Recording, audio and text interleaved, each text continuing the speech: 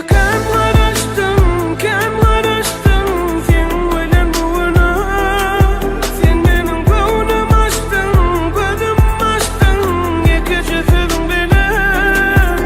Şeyle kemlaştım, kemlaştım sen bilen bugünü.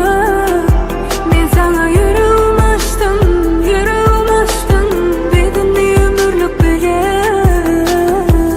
Bana yetmez bir ömür bolsun da yanımda. Dünyam sensiz ömür demal yan barımda.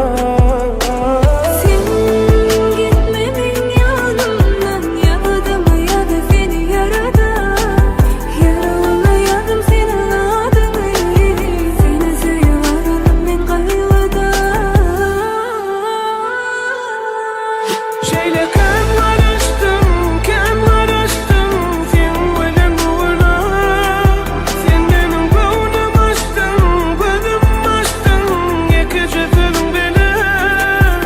Şeyle kemlaştım, kemlaştım sen bilen bugünü. Men sana yüreğim açtım, yüreğim açtım bedeni ömürlük bilen.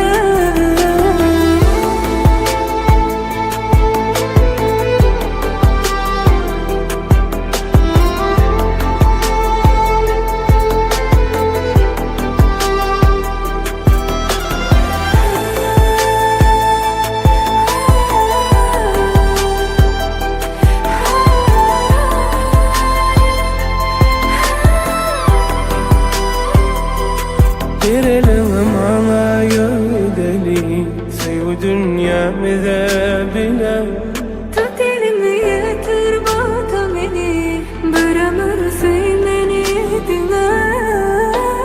Sen gitmemin yanımdan, yağdım ayalı seni yaradan. Yıladayım kucağına sal beni.